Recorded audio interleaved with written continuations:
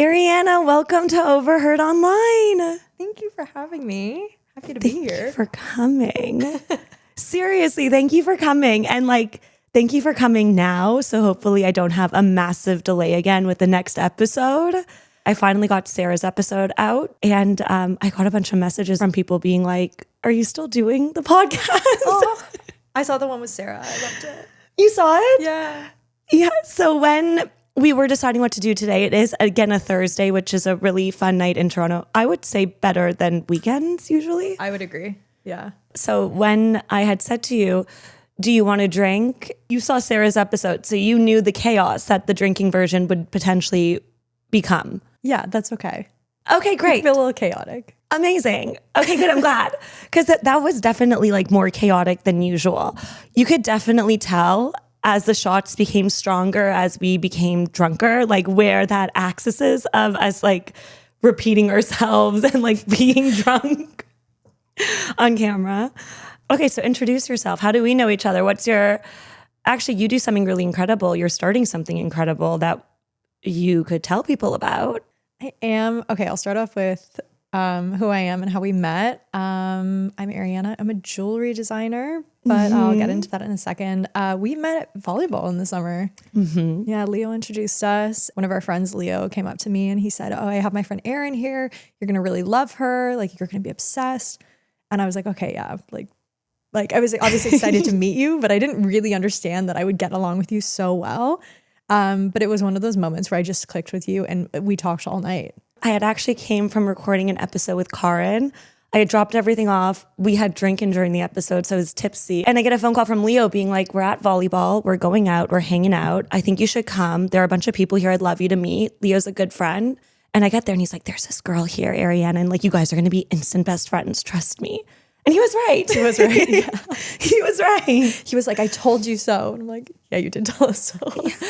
And one of the cool things, so Ariana will explain now, the jewelry thing that is going to be launched soon. I know you're a perfectionist. Yeah.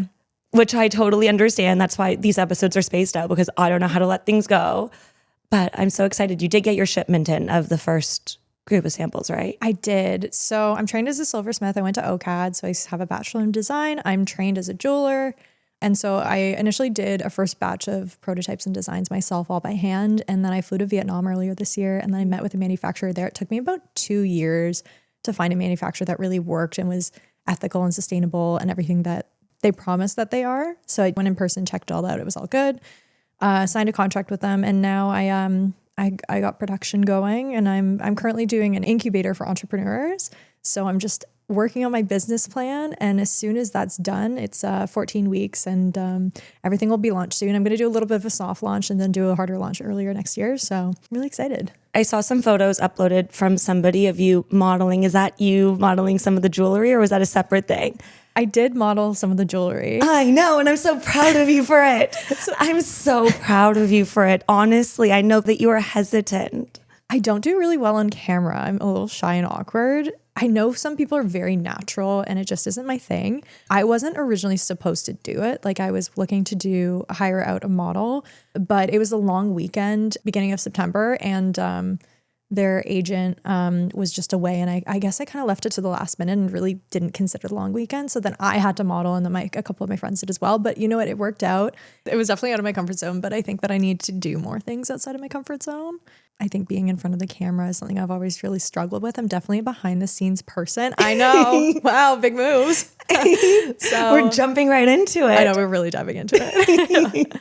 But I want to get more comfortable. So good. Yeah. Come on whenever you want to climatize. Is that the right word to use? Or when you get used to or build your, I don't know, something along those lines. Okay, so we will jump into the rules of the drinking game today. Okay, I'm excited. So this is now the second time doing it. So hopefully it'll be a bit more organized chaos instead of just chaos. So the first rule is if something used to be one thing and then it turns into something else that is now different, we both take a sip.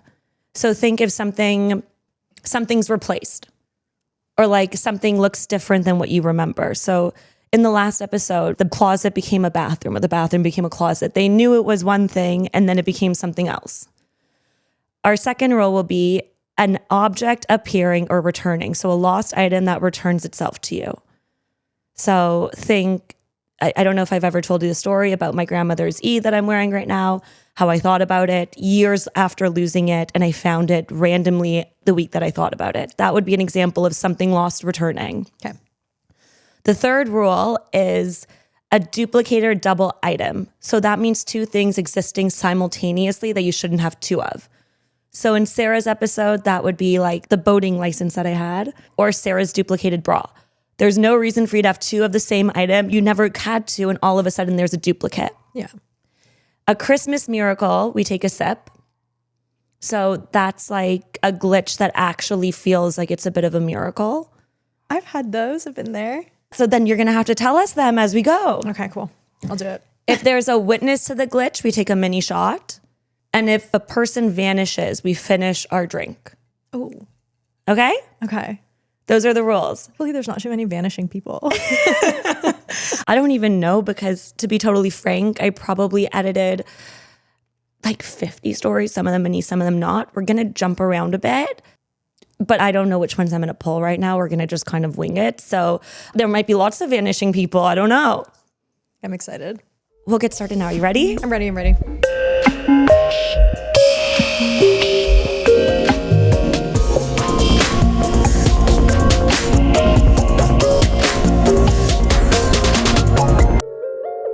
Our first story is 2 years old from r/glitch in the Matrix. It's called Our Mysterious Case of the Christmas Ribbon. Okay. Okay. Okay. We will never forget what my wife and I witnessed 2 years ago. During the Christmas season, we adorned our small plastic Christmas tree with a lovely pink silk ribbon. We hung it on a plastic hook with a sticky end that clung to the window glass. Whenever my wife entered the bedroom, she always found the decoration on the windowsill and asked why I removed it from the hook. But I hadn't touched it. Each time, it seemed like the tree had fallen from the hook, yet the hook itself was still firmly stuck on the glass. We started investigating and decided to leave the decoration on the hook to see what happened. Oddly, the Christmas tree would sporadically topple to the floor, leaving the hook still steadfast on the glass. Then we decided to actually watch it as it fell, and we managed to catch the exact moment. Strangely, the ribbon seemed to effortlessly pass through the plastic hook, puzzling us as we watched this unusual phenomenon. We could not believe our eyes. The plastic hook was solid. It was impossible for the ribbon to penetrate the plastic, and it also couldn't climb up to the end of the hook to fall off. So what happened? That's a very good question. We do have a photo. They did add a photo of what it looked like, how they hung the Christmas tree. So it's a hook on glass and they had a ribbon and you can see it's like on the hook. Mm-hmm. Didn't they say it was a pink ribbon? Did I just make that up? You might be totally right. They did say it's pink. Interesting. That said, I mean, I don't know. They took a photo. It's possible the flash another caused white dress moment. Maybe. It might be. Also, it's possible maybe they changed the ribbon by the time they took the photo. Maybe they didn't take it at first. They took it after. Yeah, true. But it does look like it's secured. Yeah. Yeah. Oh, I lost my voice for a second. I was like, yeah. So I feel like in quantum theory, there's that idea that, is it particles or atoms, that they're mostly space? That like actually things aren't solid. Mm-hmm. Have you ever heard that before? That like things are constantly moving, they're not solid? Yeah. So I wonder if that has something to do with it. Maybe at this exact place, for whatever reason, the particles weren't solid and there was nothing solid holding it together. Maybe there was some weird way that they were gravitating, that they just passed through the space where the particle is. Like all of them were somehow positioned in such a way that all the space in between the particles were just perfectly positioned for it to pass through. Wait, I hope that theory is true because I like that. I made it up just now. I just made it up. I like that one. It's an idea. Do you have any ideas? I think I would have more ideas if I knew if there was maybe some significance behind it. But I think it's just like, if it's just a little bit of a freak thing, I think my mind goes more logical first. But to happen so many times in a row, like it's not like it happened once and they're like, oh, what happened? Yeah. Several times for it to somehow pull through. And then they saw it happen in front of their eyes. Yeah, that is odd. Maybe Somewhere near the window. I don't know. Maybe. This is normally I have some input on this kind of stuff, but I don't know if I know enough about the situation. I need more information. I guess more information. I'm happy that they gave the photos because in first reading the story, Yeah. I kind of followed what they meant, but I was also like, well, this must just be a weird hook. But it is like a thick plastic hook. I mean, it doesn't go up so far, but you can see that the ribbon's pulling on it and holding it in place. But it is like a thick base. Like it's not a thin hook. I don't know, just a little odd. I can't really think of an explanation for why that would happen. No, me neither. Again, I need more information. I need the setting. I need the room. What's the vibe? You're like, why didn't you record the whole room for me, please? And like, show me if there are crystals around. Show me if you guys are secretly witches. Who's in the space? Who are the neighbors? I need to know everything. Did anyone hex you to like screw with you? Did you do anything to a witch at some point who would have hexed you The neighbors to do something? are actually outside. They're watching from their window and they're like, we don't like this energy. This feng shui is off and we're going to do some little magic here. I think an SNL skit like popped up on my feed the other day. And as part of the skit, the person was saying how they sneak into their ex's house and switch out their shoes for the identical pair, but half a size bigger. I love that. Like every couple of months, they think that they're shrinking. Oh my God. People are brilliant. I love It's a humans. skit, but it's very funny. That's so funny. It's I'm like- stealing that. Imagine. I'm doing that. If you're my ex, watch out. I mean, sometimes I deserve it. Just saying. Okay, our next story. It is 9 years old from Glitch in the Matrix as well. We'll give you this. I'm slurping over here. Hold on. Go You're ahead. okay. Okay. We are drinking on camera, so the slurping, Okay, the wait. gulping, it's all cut going to be on here. The ice, I feel like to some extent, though, it's a little, what's the word? When people put sounds into... Like ASMR. No nails right now. It is kind of ASMR-y. Is that ASMR-y? Did I just turn that into a verb and it's not a verb? I like it as a verb. I approve. Me too. Our next story is 9 years old from r/Glitch in the Matrix. It's called Christmas Morning Doppelgänger Phone Glitch. I pronounced that right? Yes. I feel like now people will comment underneath and be like, you mispronounced that word and it was driving me insane. And I'm like, half the time or most of the time I probably did. But some of the time it's just because we're Canadian. Like, Really? how do you say drawer? Drawer? Okay, so you say it more like the normal. I was sitting How at do the you say it? drawer. Don't say it like that. I like sat at the table with my Drawer? sister, my brother-in-law, and we were trying to figure out he's American. Yeah. Me and my sister say it the same way. She's like, no, the way that you say it is how I say it. My brother-in-law was like, what is wrong with both of you? You know what? To be fair, I get this a lot when I'm traveling. Apparently, I have a very American tone to my voice. I don't sound Canadian. I get Californian a lot. Like people are like, oh my God, are you from LA? I can see think it's that. because I say like too many times in a sentence, which I'm really trying to work on. You but actually don't. I'm working hard. I'm working overtime right now. I do. I'm trying to be better. Sometimes when I'm editing myself, I'm like, oh, you got to stop doing that, Erin. One is talking over people because of ADD and how much it can slip in without me noticing. Yeah. After recording an episode for like the next 2 weeks, I'm talking slower and I'm like better at interrupting people. I'm like, I really noticed. I think we both did that because we're both ADHD because we just like can't wait for people because we're always like talking over each other, but it doesn't really. It's not the same as what I do. And sometimes, like in Sarah's episode, I was definitely talking over her. I feel like when two people with ADD do it to each other, it's not as, it's like one. Yeah. But when somebody doesn't have ADD, so they take a step back. When somebody talks over them, then one person dominates the conversation. Yeah. What I'm guilty of. Okay, back to the story. So this is from r/Glitch in the Matrix, 9 years old, and it's called the Christmas Morning Doppelganger Phone Glitch. This is one of the strangest experiences of my life, and I'll never forget it. It happened on Christmas morning many years ago. I was home from college, back at my parents' house, and we were waiting for everyone to arrive for Christmas dinner. People were starting to show up and gather in the living room while the meal was being prepared. Around 10:30, my grandmother arrived, and I talked with her about how my classes were going. My older brother, who is married with kids, hadn't arrived yet. At around 11:30, our old white landline phone rang. I picked it up and said hello. No one said hello back, but I could hear someone talking. It was my brother. I can't remember exactly what he was saying, some small talk, but when I tried saying hello again, he didn't seem to hear me. Then, much to my surprise, I hear my grandmother start talking to my brother on the phone. It was as if I had picked up a call that allowed me to eavesdrop on a conversation between the two of them. But my voice wasn't being heard, and my grandmother was sitting in the room right next to me, talking about something completely different. The grandma I was overhearing on the phone was not the same grandmother that was in the living room. I felt a weird sense of shock. I didn't know how to process it. It was back when cell phones were just starting and we had flip phones, before iPhones, before apps, so this wasn't some kind of prank. I continued listening, still occasionally saying hello just in case they might hear me. Their conversation was about my brother going to pick her up at her house before taking her to our house. My brother, on the phone, mentioned they were about an hour away from arriving in town. They laughed about a few things, and I could hear my niece in the background, excited, talking to Grandma.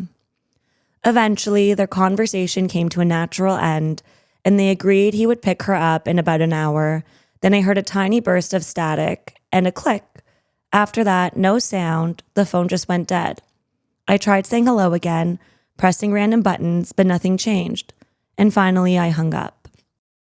I immediately looked around the corner and confirmed that my grandmother was still in the living room, laughing and talking loudly, and had not been on the phone. The mismatch gave me this incredible, eerie feeling. About 10 minutes later, my brother and his family showed up, not an hour away. When they arrived, it felt strange, but I didn't want to seem weird, so I kept quiet. A day or two later, I finally told my dad. He thought it was very strange too, especially because they originally did have plans for my brother to pick her up before someone else ended up giving her a ride. Hearing that sent chills down my spine. Neither of us knew what to make of it. We just agreed it was something unexplained that somehow manifested as this phone call. I'll never forget the feeling of it because to me, it was a concrete experience of something truly strange happening. A glitch, a possible other timeline where my brother did pick her up, and a phone call they might have had somehow bled into my reality. A mundane conversation, but somehow, through a glitch, I heard something from the other side that wasn't meant for here. I've always been logical and scientifically minded, but this opened my mind up to possibilities beyond what we have documented or can reproduce. I don't claim to understand what I experienced, but I know it happened. And that eerie feeling is something I'll carry with me for the rest of my life. Interesting.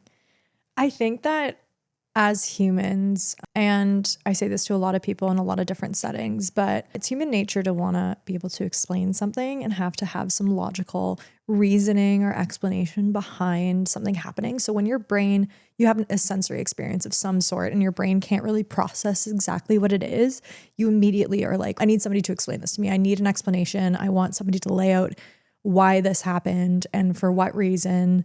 I think I've read a lot of stories about like timeline shifting and stuff like that. And, you know, I think they're quite interesting. I've never had an experience like that myself, but I mean, who am I to say that is or isn't something that's real? Because I do hear about these stories all the time. And I think also the human brain is very limited to our experiences that we're able to, you know, intake. And I think that different timelines is a very real possibility.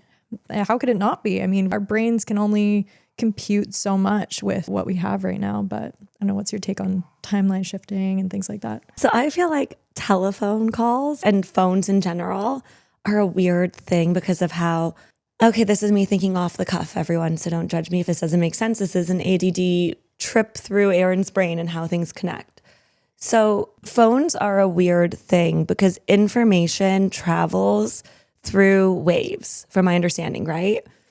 We somehow can pick up instantaneously, have a video call with somebody from Australia, even though we're in Canada, and that goes wirelessly, right? Like that information flows wirelessly. But at the time of your phone picking it up, that information has to exist where you are, and anyone can tap into that call.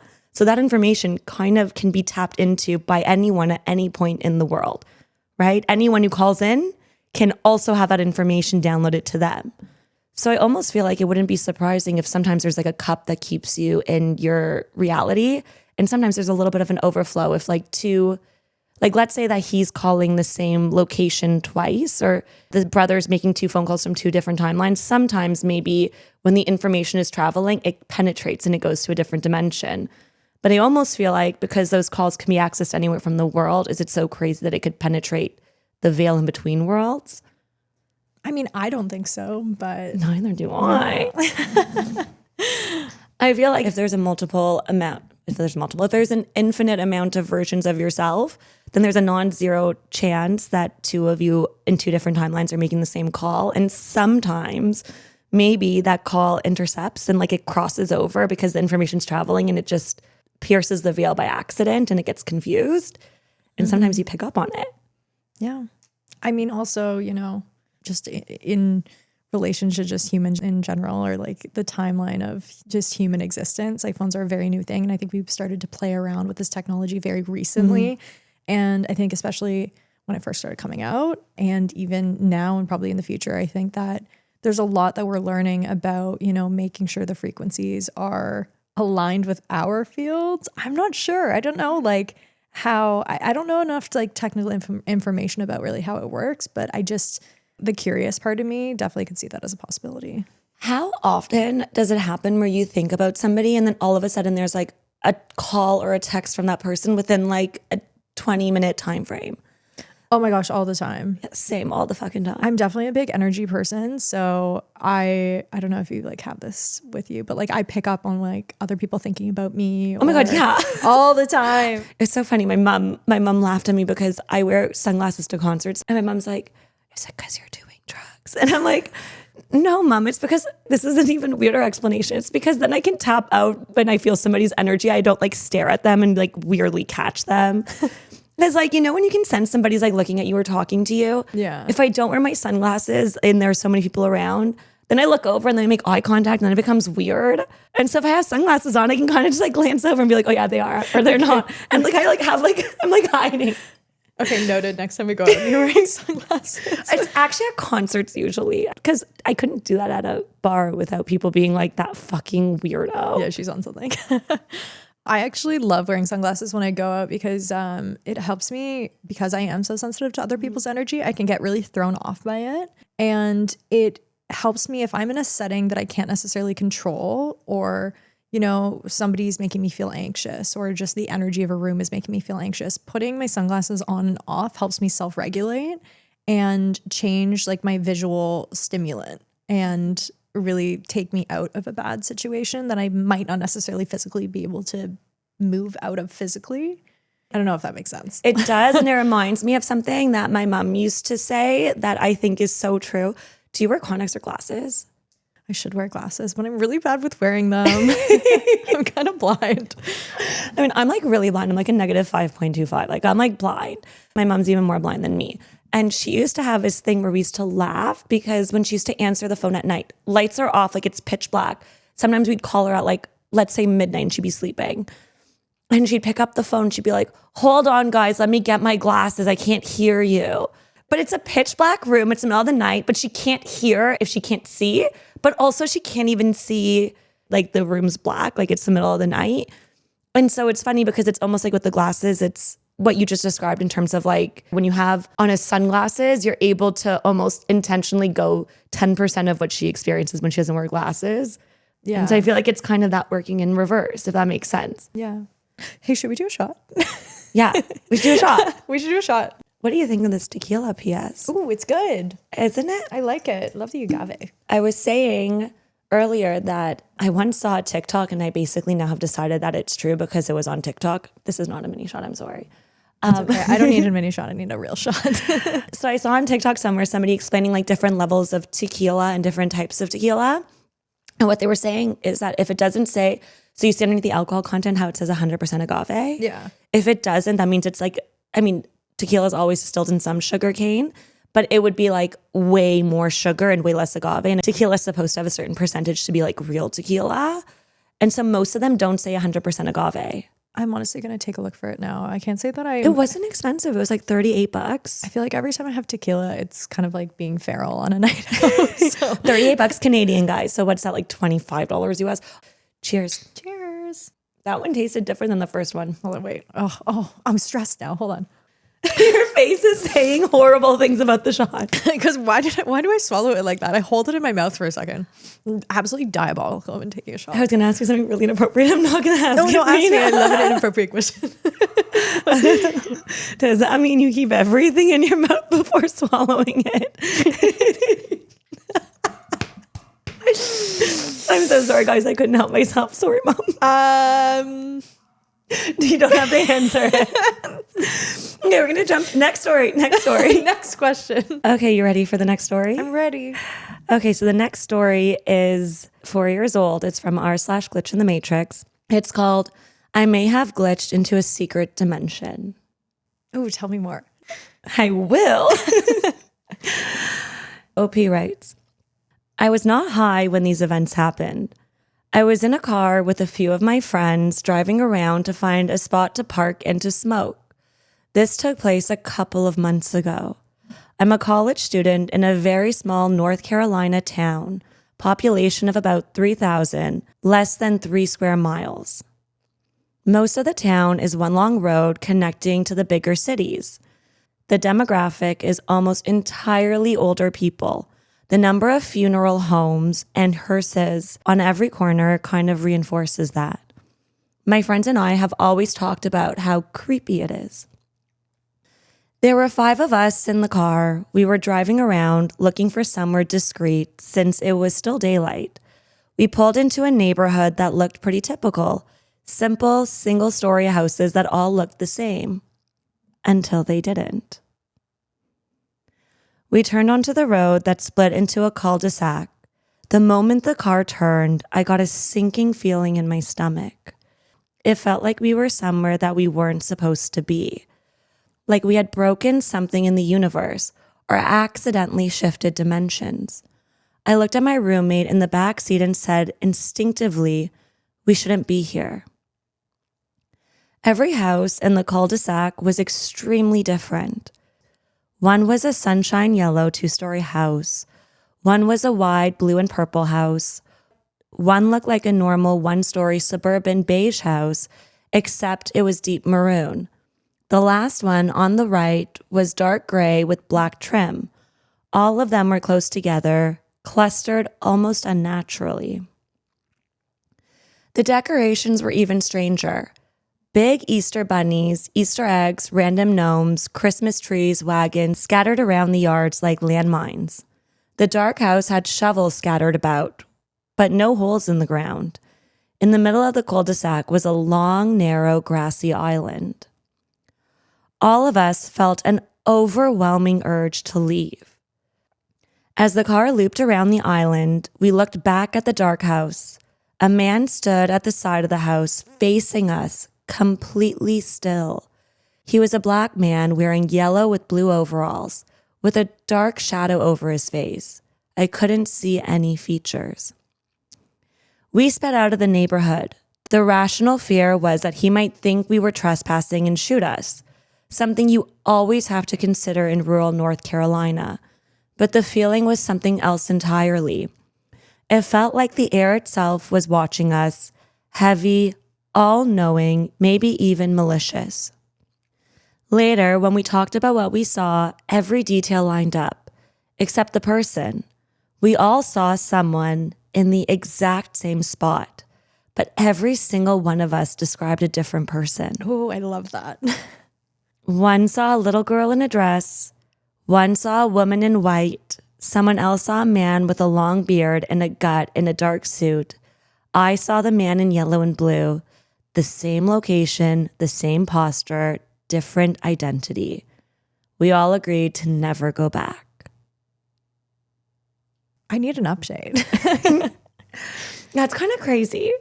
That's really interesting that you kind of have that validated by all the other people in the car. This like crazy experience. Witness, mini shot. Oh, Things are reminding me. This one will be mini since we just took a shot. Can you afford it? I can't be trusted to pour a mini shot. Can you be trusted to pour a mini shot? I hope so. Is that a mini shot? Yeah, that's great. I could not do that. I don't know what's wrong with me.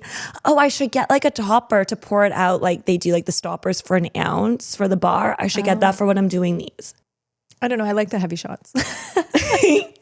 I do too. And I feel like we're doing a good job at not being super drunk yet. But it'll creep up on us, I'm sure. I know it will. That's the thing with tequila. It's like, you're fine, you're fine, you're fine. And no, you're not fine. Hey, cheers. Cheers. Now, tell me your thoughts about the story when you're done swallowing your shot. I do this every time. I forget to chase it after because I'm so distracted by the fact that I took a shot. Maybe that's why you're holding it in your mouth. You're not chasing it. Okay, wait, back to the story. Yeah, we go sidetrack there. It's fine. People are along for the ride. That's what happens with especially these drinking episodes. I did have some people message me saying that they like love the idea of having a live event where we do this, but live. So people can participate like on a Friday or a Saturday night. Oh, that would be so fun. Yeah, like have this time for like 5 or 6 o'clock. People can pop in and we do it live where people can like maybe I'll get a projector or something so I can like show the Discord chat on the wall and people can write like drink, drink, drink and then we drink. Oh, it'll kind of be fun. Wait, I love this idea. This is really fun. Yeah, I'm down for it. Guys, I'm building out a thing. I don't know if anyone saw, but it's going to be called the Overheard Atlas and it's going to be the nucleus of all these things. Overheard Online will be the podcast. Then we'll have the book club and movie club. And then we'll also have the live events and like the fun interactive stuff. Basically, this is what I mean by ADD brain. My brain just like builds these things out unintentionally. And I'm like, I must do that. But ADD brains are the best because like they're, I feel like the most creative people because you can work and manage so many projects at once. You have so many ideas. And hyperfixate on making it perfect and then never finish it. Unless there's a deadline. Okay, too real. Unless there is a very clear deadline that you must meet. Oh, yeah. And we don't self-impose those unless they're absolutely necessary. Yeah. So one commenter wrote on this story in response to what our OP was saying. He wrote that he doesn't think it's a timeline shifting, but maybe contact, that entities outside of space-time manifest themselves using human consciousness and they project imagery that is specific to each person so that they can comprehend it. And that the fear was instinctive reaction of encountering something outside of a normal perception. So like the idea that whatever the entity was that they had stumbled into was projecting themselves based on every individual's human perception of whatever would make them react the way that that entity wanted them to react. Yeah. I think that kind of ties back into what I said before about the human brain and you know, the human brain wants to be able to understand what it's perceiving and seeing. And like most humans are not very comfortable with the idea of the unknown. We want a reason for it. And I think a lot of that, even with trauma, even with just big psychological experiences that you may go through in your life, you want rational reason to be able to describe it because it makes it more familiar and safe. Okay, so we do have an update from OP. Okay. He writes, I found the cul-de-sac on satellite, but the images were almost 10 years old. A couple of the houses looked similar, but the differences could have been renovations. The same island was in the middle, exactly as described. The dark house was the one in between the trees. So the person then updates again and says, I went back. They write, I went back with my roommate and a friend who was driving the first day. The neighborhood looked very different. The same island was there, but everything else looked like the satellite photos. We all remembered the yellow house, all of us, and we were able to recall a whole conversation that we had had about it, but it was gone. There was one house all of us remembered exactly. Another house was remembered only by my roommate and the other friend. They both said that that's where they saw their person. This time, it was a white house, not the dark house that we saw. I didn't remember the white house at all, but they both swore that it was in the same spot. There was also a brick house none of us remembered seeing the first time. It looked abandoned, eerie, like no one had lived there for many years. There were no decorations this time, no scattered objects. The house looked normal, but the energy was exactly the same. My two friends had full goosebumps and felt sick. I had prepared myself, so I wasn't hit as hard. I expected to match the first visit. Instead, almost everything was different, except for the feeling. Weird. Okay, so we'll move on to the next story. We'll just jump. Okay. This story is called The Premonition That Caught Cheating. It goes, I was in college. I had a girlfriend who lived 2 floors above me in the dorms. I woke up at 3 a.m. with a really weird feeling. I put on some clothes and started walking up the stairs, not knowing exactly why. I walked around my girlfriend's floor for a bit, this weird feeling overwhelming me. I put my ear to her door, nothing. I started to walk back to the stairwell, but it still felt really weird. I went back, put my ear to the door again, and heard the faintest sound of heavy breathing. I tried the door, it was unlocked. I opened it, flipped the lights on, and her roommate was eating her out. She yelled, "Oh God," and ran to the bathroom. Her roommate just stared at me. I closed the door. We broke up the next day very amicably. Amicably. But he does add some facts. We had been together since high school and were a pretty solid couple. We specifically went to this college together. She had never cheated on me before that night. She says so, and I believe her. Now, over 10 years later, she's happily married to the guy she left for me in high school. They have 2 kids. They never kept the door unlocked, so I guess this was an accident. Her roommate was bisexual, and they had been drinking that night. About a year later, I had a 2-week fling with her roommate, who confirmed it was the first time that they had done anything like that, and she didn't think my ex had cheated on me before that night. I am not religious, spiritual. I don't have premonitions, ESP, or anything like that. I have no idea why I woke up or went to her door that night. I certainly hadn't done anything like that in the prior 2 years we had been together. Ooh, relate to that. Okay, tell me.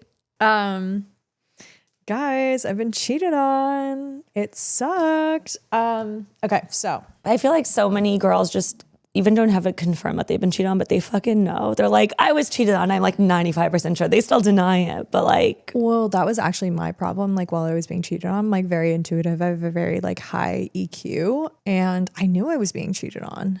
And I was constantly going to my partner. I was like, hey babe, like I can probably say I never once got mad, never once yelled, never got like angry.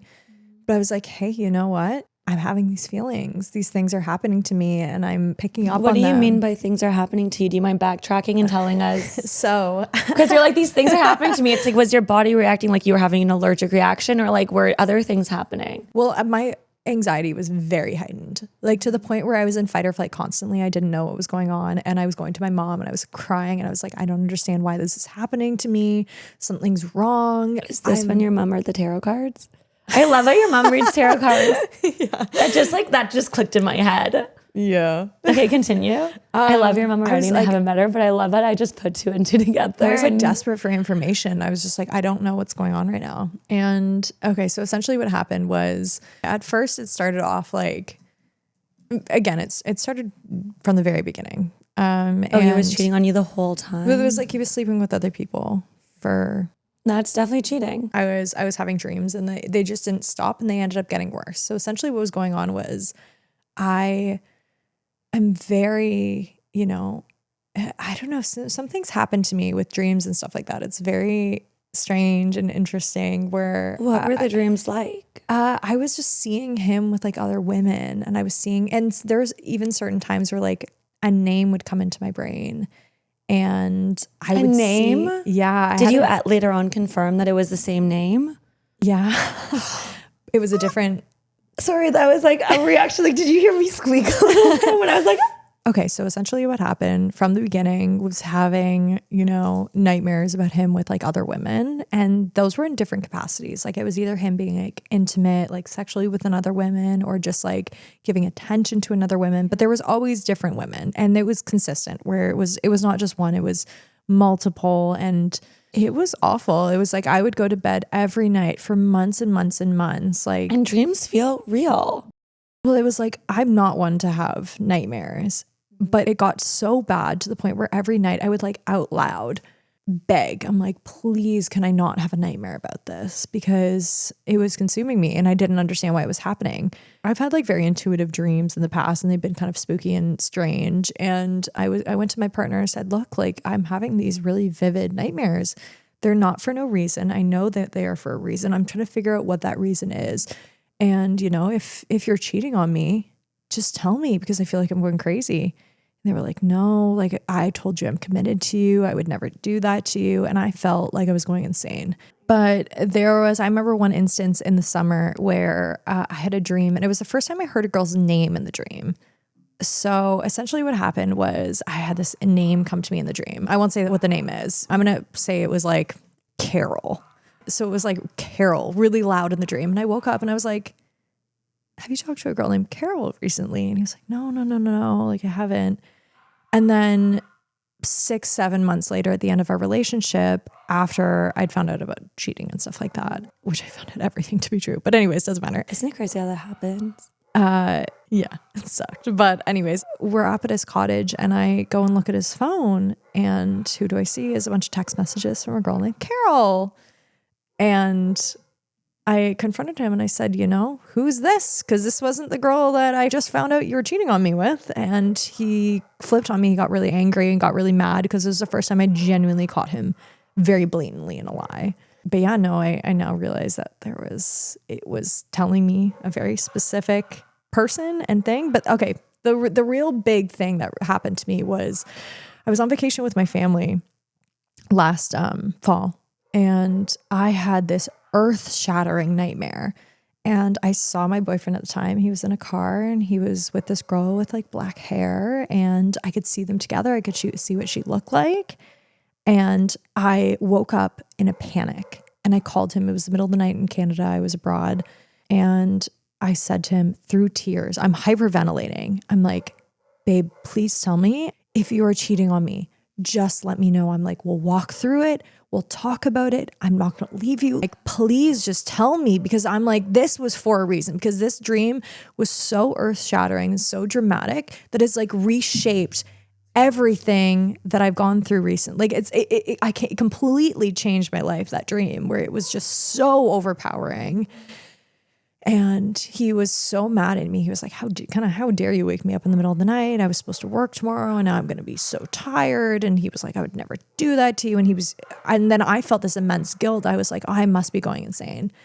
I later found out that, you know, that girl I saw in the dream was one of the girls he was cheating on me with. I saw her, which is crazy because I'd never seen her before. Crazy. It was very, very strange. Like I saw exactly what she looked like.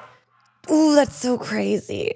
Yeah. It makes me think of like, you know that in the Zeitgeist, how they kind of say, my girlfriend's mad at me because she had a dream I was cheating on her.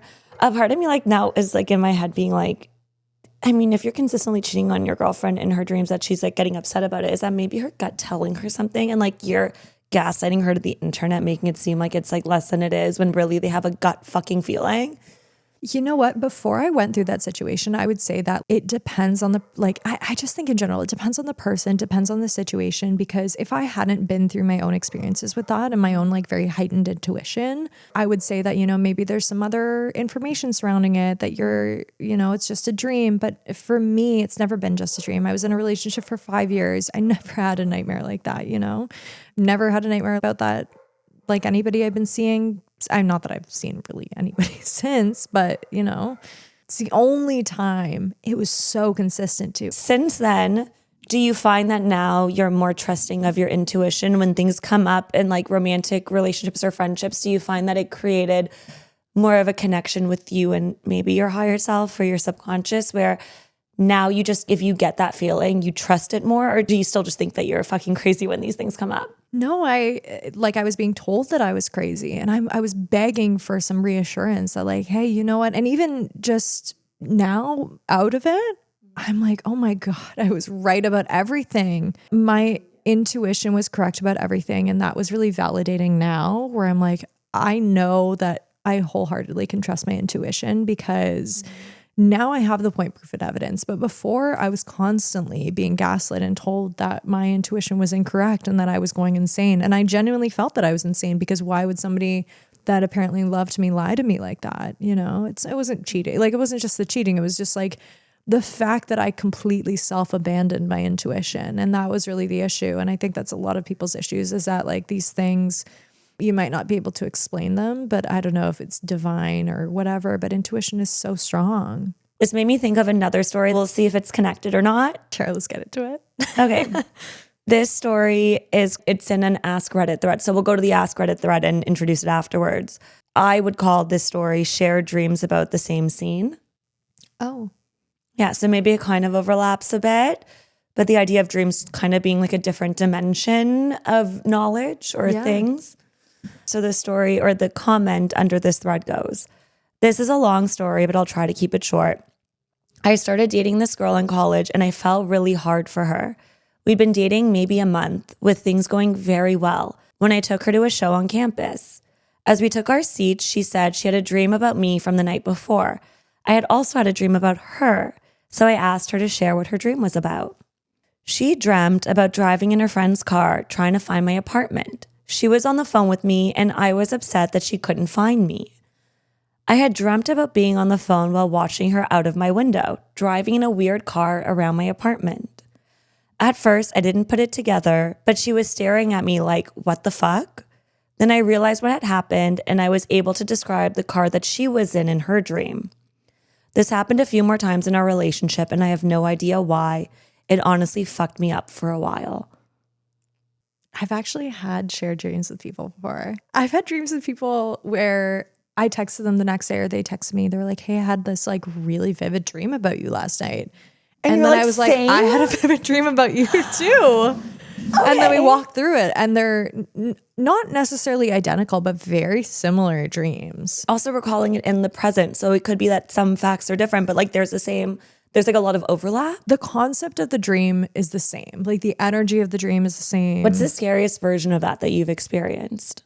I've never really experienced a scary version of that. Luckily, I've experienced sexual versions of that. Wait. Or you're like, I thought about you, and they're like, me too. What did you think about it? And you're like, I don't want to say. And they're like, I don't want to say. Yeah. And then you realize that it was one of those. And I've you're had like, one of those before. Wait, but like, you guys might have literally been interacting in a dream state. And it was funny because like Isn't they that were kinda crazy? in a different country at the time. It wasn't even we were like in close vicinity. It was very strange. Have you like listened to the telepathy tapes at all? No, I haven't. But it was Sarah who mentioned on the podcast. It might have been Kelsey, but you're right. It's somebody. Somebody it on the has been podcast mentioned. mentioned the telepathy tapes. But one of the things that came up, my understanding is that there's a place that people who are nonverbal go to in their brains, that they interact with other nonverbal people, but that there's actually a dimension you can go to internally that you interact with other people who are in that same frequency. So what you're describing right now with like a dream, it doesn't matter where you are. If you're in the same frequency, you can interact in that dream state. I love dreams. I think that dreams are so interesting. All right, are you ready for a shot? And then we're going to do a thread of like a question like on an Ask Reddit, and then we're going to do a bunch of mini stories. Are you ready? I'm ready. Okay, cheers. Why do I hold it in my mouth like that? Ugh. I don't know. I don't know why I do that. Maybe I might refill my drink because I have a feeling that we're going to have a couple. Do you want me to top up your drink? We might have a couple of these rules that we've never. I'm kind of lit right now. I know, me too. Okay, so we're going to do a thread. This is from r/Ask Reddit, 6 years old. And we're going to do a bunch of mini stories in a row. Okay, the dream punch in a wall. I was having a vivid dream of getting into a fight with my brother over something pointless and became so infuriated that I punched a hole in the kitchen wall, threw old drywall, plaster, and cut my knuckles. I woke up the next morning and found that my hands were totally fine. But there was a hole in my kitchen wall, exactly the same area as it was in my dream. Who punched the wall? Dreams! They're weird! He had a dream that he punched through the wall because he was so angry and his knuckles were bleeding or whatever. He wakes up the next morning, realizes that it was a dream. His knuckles are fine, goes downstairs, and there's a hole in the wall. And he's like, who punched the wall? I would crash out so hard. I think people underneath that were like, maybe you sleepwalked. And he's like, but then I'd have cuts in my knuckles because I punched through the wall. He's like, how is there a hole with no, like, he's like, in my dream, I had punched through and I hit, he's like, I have no bruising or anything on my knuckles are fine. Logical explanation wise, you would assume that maybe you were sleepwalking but then why is there nothing on his knuckles? But it's like you did break the wall with something, but in your brain while you're sleeping, you think you broke the wall, or maybe something else broke the wall. I think, and you made up that. I think for us, because we believe in this shit, the more rational explanation is. I was going to get there. Yes, go. No, go. No, we're in the same part. Go. I want to hear if like you say what I was thinking. I would say on a different plane. But because our brains go there because we believe in this, that's to me this more simple explanation. Like to me, it's more likely that dreams are real and it overlaps because of what I believe while staying grounded in reality, everyone. Versus somebody punched the wall and then his brain separately remembered as something else. And really it was like a hammer that he used. Like to me, that is like a bigger doing gymnastics to make the truth make sense. Then to me, it's like, oh, it was just like a different plane of existence and it merged two timelines. I think a lot of human nature is that you're doing gymnastics to make the truth make sense. And you know, that's like most of everything. Okay, next mini story. I lost a pair of sunglasses, couldn't find them anywhere. About a year later, they reappeared in the middle of my car seat, the driver's side. Someone asked if I had kids because they sometimes steal their mom's stuff, lose it, then quietly slip it back somewhere. Nope, no kids. Maybe it was the dog. I've had so many instances where I've lost something and it shows up someplace it should not be. And I can't explain why. And there's no logical explanation for why it's happened like that. Like, for example, some of my friends are in a band and I had a band t-shirt that I lent to like my ex-boyfriend 2 ex-boyfriends ago, my great ex-boyfriend. And it was in my grandma's cottage. And I was like, I pulled it out of her closet and I'm like, there's no way it's here. Like, That's so wild. There's no like also, rational, cheers, reasonable an object explanation. returning. Oh yeah, true. Cheers. That's so crazy. And I said to my grandma, I'm like, Grandma, like, where'd you get this? She's like, I've never seen that before in my life. I'm like, why is it's smack down in the middle of your closet? What's going on here? Somebody in a comment thread on something like this had said that spirits who are always looking out for you are more likely to interact with you with something that's lost in a timeline. So actually lost things that you think about, as long as they're lost, they can push from a different dimension. Because it's probably lost in multiple dimensions, so they can pull it. Does that make sense? So this necklace, when like I thought about it, because it was lost, when that soul like picked up on me talking about it or talking about the thing, because it was really lost, it was easy for them to pull it from a different time, like a different parallel universe, and maybe make Erin there lose it who wasn't thinking about it. They could pull it to this one because it was so lost here that I'd be able to sink in that it was lost and found. So I'm like, versus having next time I lose something, I'm going to channel that energy. But like that shirt is like a prime example. Like, why at your grandmother's house? That's so random. No, there was no explanation for why it was there. Did you think about it recently before that happened? I was thinking about it a lot. I was like, where can we put it? That would be so random that it would make sense. You know what it was? It was like I actively remembered giving it away. And I was like, oh, I want to ask for it back. And it wasn't necessarily lost, but it was no longer in my space. And so I think I remember like I had a memory, which was weird because it felt like that memory resurfaced like after I'd found it. I can continue. I literally just talked about this with the driver's license, that when I realized, so you watched the episode with Sarah, that when I realized it wasn't in the wallet, I literally had a different memory like pop up that was like, oh, you must have put it in your nightstand, which I never put my cards in my nightstand, yet it popped up. But then when I had both licenses, it was confusing because I was like, wait, I remember putting it here, but then also in the moment I remember putting it here. Those two don't sync. Mm-hmm. Like those two memories don't make sense together, that I remembered both of them. Yeah. It was something like that. It's very odd. And it's weird because you're actively aware that you didn't have that memory before. Mm-hmm. And then it reappeared like it had always existed, but you're aware that it didn't always exist. Well, you are, because you're somebody who, you believe in there being something else that doesn't make sense. So for you, where was I going with this? I'm definitely tipsy. Never mind, we're going to rewind that. It made sense in my head. So this is less chaotic, but keep in mind, we are probably, 4 shots in? I think a little bit more than that. We had quite. Oh no. That's how you know I'm drunk. I start saying quite. We drank half of this bottle plus more. So we're actually like less frantic than I thought we would be. Okay, we're gonna jump through these and do the drinking game while we sift through these with this glass. Okay, good. We're still doing drinking games. We barely did the drinking game because they didn't apply. Now they're gonna apply. Okay. This one. Did magic mushrooms with 4 friends. While we were tripping, I saw 3 of them with gray hair looking old. Like they were at least 50. For some reason, I didn't see the 4th guy at all. We were all sitting around a table on chairs only 2 to 3 feet apart. After about a minute, I snapped out of it and I saw everyone again, young and normal. We were 21 at the time. It stayed with me for a while. 8 months later, the 4th friend, the one who I didn't see in my vision, died in an accident. It's been 7 years since he died and it still freaks me the fuck out.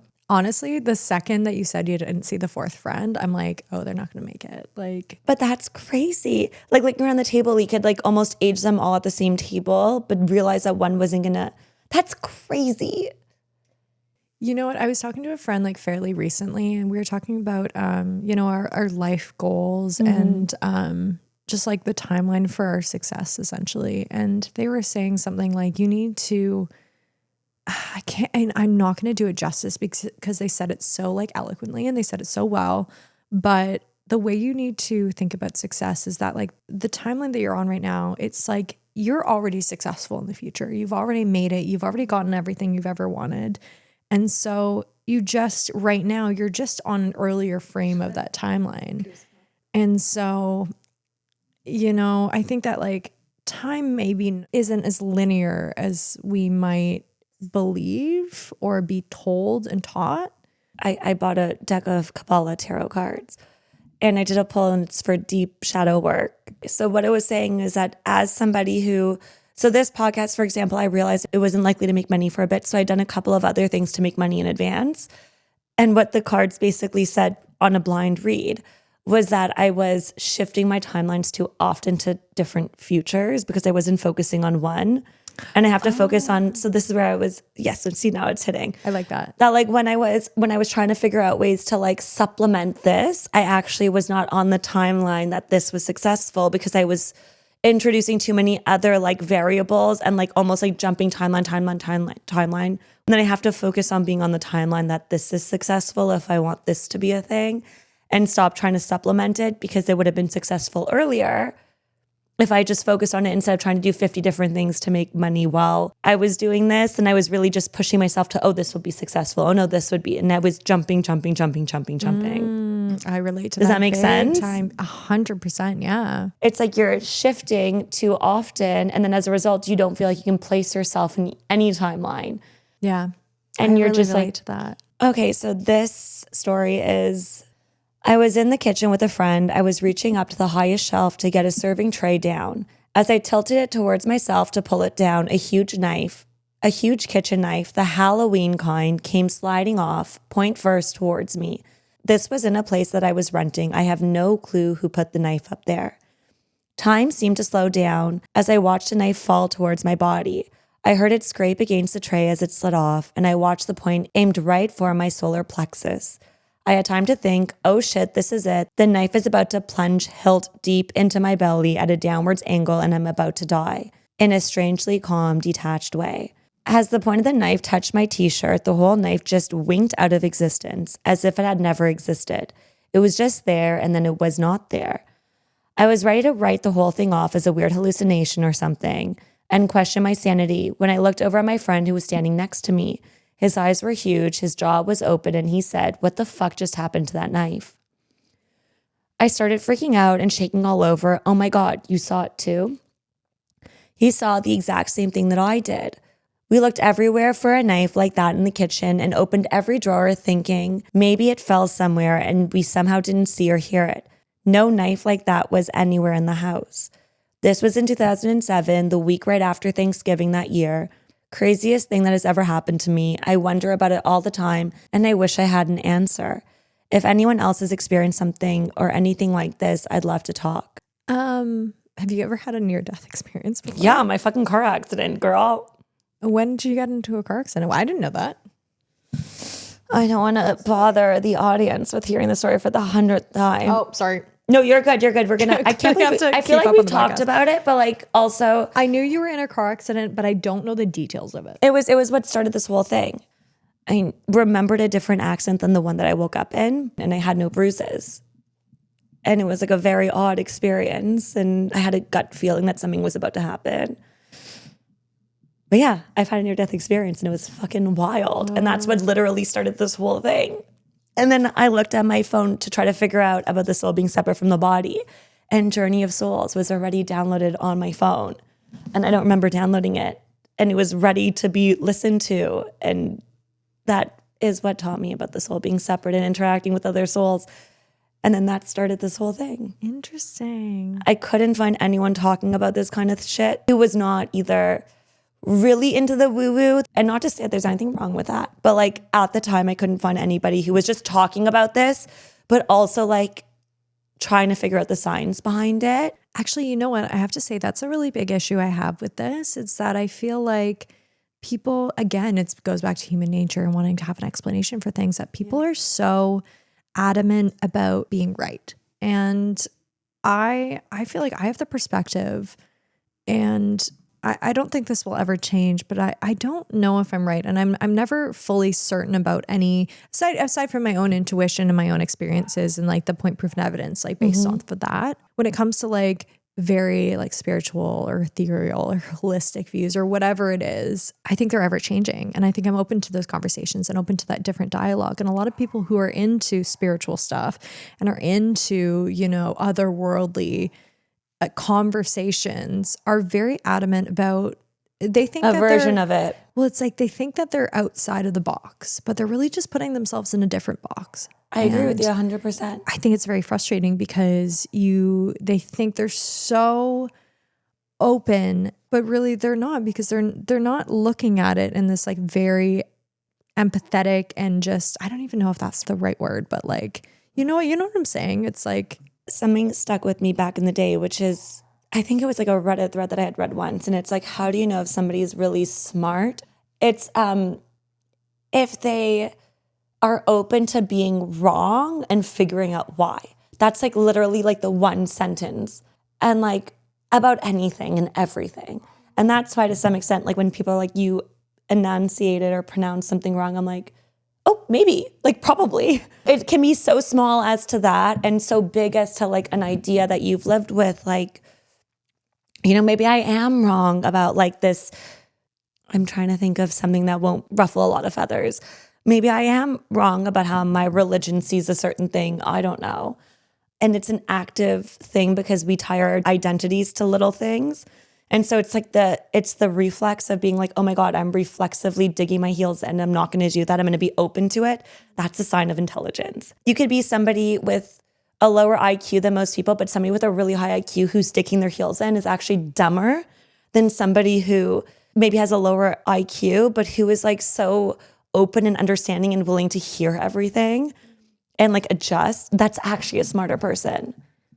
So you know what? It's a very unpopular opinion, but I actually love being wrong. I want to learn and grow and, you know, see different perspectives. That's actually something that, I appreciate and admire about myself and just about my experience as a human in general. But I have to work on a little bit is that I'm not so grounded. I'm almost too open to being wrong or other opinions. And it's not like I fall into different bubbles. It's that I'm so open to different bubbles that I have a very hard time placing. You lose your sense of self. Well, it's like I'm not very opinionated, and that drives people crazy. I'm very open to different perspectives, but I don't really necessarily know where I stand strongly on certain things. Okay, so something that I was trying to deconstruct because I'm always in my own head is I become a reflection of whoever I'm around.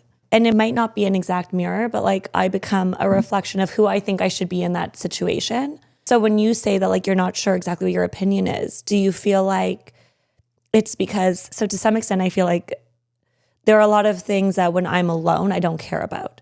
I only care about it if like I'm in a room with that energy that cares so much about it. And then I become a reflection of either that energy or defending the person on the other side of that energy. I feel like that's like energetic mirroring though, but that's what I mean. Is it that you don't have an opinion, or is it just that you energetically mirror people and actually genuinely you don't care? No, I do care. I care about things very much. But however, I energetically mirror when I'm in social settings. I think it's part of being, what's that book called? It's something about being an HSP, a highly sensitive person. It's like you do mirror other people. And I think that like a lot of people who are perceived to be extroverts, you know, they're very hypersensitive to other people's energies and other people's emotions. And they'll try and mirror other behaviors and control the energy of the room by doing that. And it's a way to like self-regulate and self-protect. However, I think that the reason I'm not super opinionated is because who am I as a human to, you know, be so certain that I'm right? I feel like to some extent that allows you to absorb more information from like a neutral lens. Most people like it because they're so strongly in one way, they literally cannot listen neutrally to like other perspectives that are in contrast to them.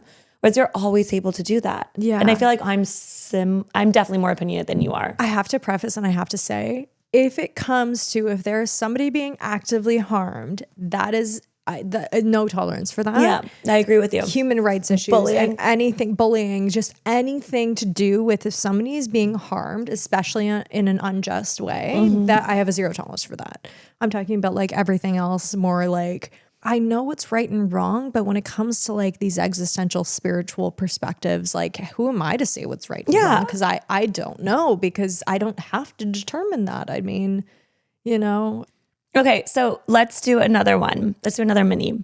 So this person writes, when I was about 8 or 9 in 2003, 2004, I vividly remember seeing a song come on the TV, Haven't Met You Yet by Michael Bublé.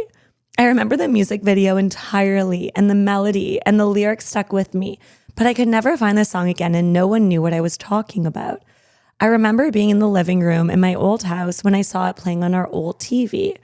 We moved houses in 2005, the year my brother was born. Then the song was released in 2009. I remember hearing it on the radio again and losing my shit because I knew the lyrics and it triggered that memory. I finally knew the name of the song and the artist, and when I watched the music video, it was exactly like the one that I had seen that I had remembered. Also, I've read a few books as soon as they were released, no illustrations or talk of a movie being made, and imagine the setting, the faces, the characters, etc. in my head as I read. Then years later, when they released the films, every single thing in the film has matched up to my version of everything. The setting, the faces, everything was exactly like I had imagined. Have you ever had that? No, I have not had that, but I would love to. I feel like I've had that happen to me before. Like, have you ever seen a trailer and you're like, oh my God, I feel like this was yours? No? No, the only thing I can think of is not a good example because I was just genuinely my own my own brain playing tricks on me. I was doing like Dance Dance Revolution to like Fall Out Boy's Dance Dance. I love Fall Out Boy. Can we listen to him on the Uber on the way down in karaoke? Absolutely. Okay, next story. We're like powering through these. Yeah. Next commenter writes, I have a detailed memory of the fall of the Berlin Wall despite only being a month old at the time. I was in my childhood home watching it live on television with my parents and listening to their discussion.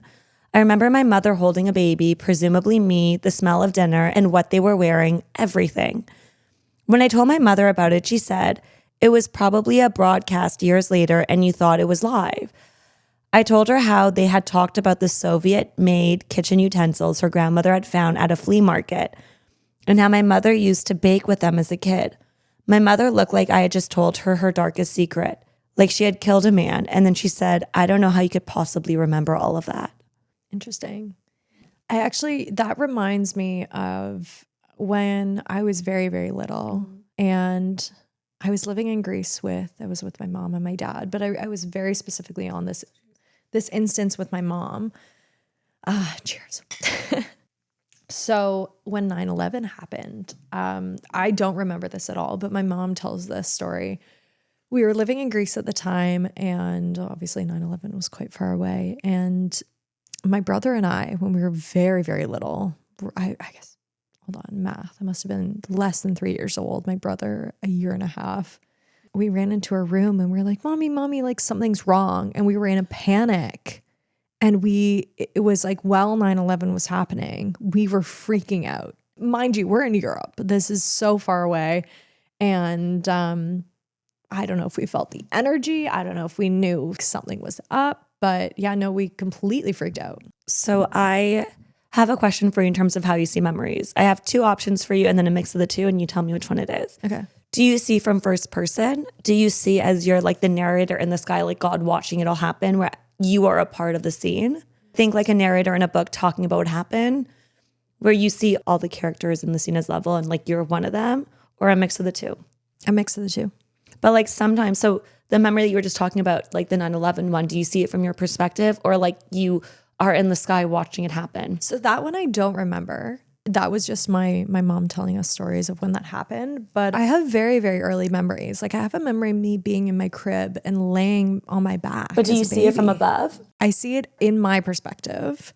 Do you ever see memories as you outside of your body? Yeah. What is that? I don't know. It's very strange. Isn't that like we can build ourselves into the memory? I would say more so I have first person in my body memories, but there's some really early memories that I have as a child that I know are real because a lot of people were around and I can just like, I can see it. I can walk through everything, but I see myself not necessarily from like a vantage point of like an eagle eye of the room, but just more a little bit outside myself where it's not like, it's almost like I'm too young to know what's going on, but it's somehow I'm seeing it beyond what I'm supposed to be comprehending at the time.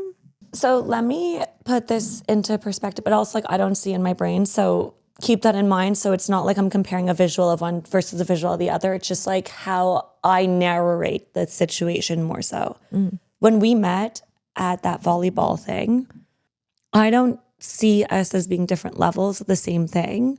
Like I don't see it as Leo walked up to me. I see it as like Leo walked up to Erin. And then like Really? I like see it as like I see like Erin came from recording with Karin.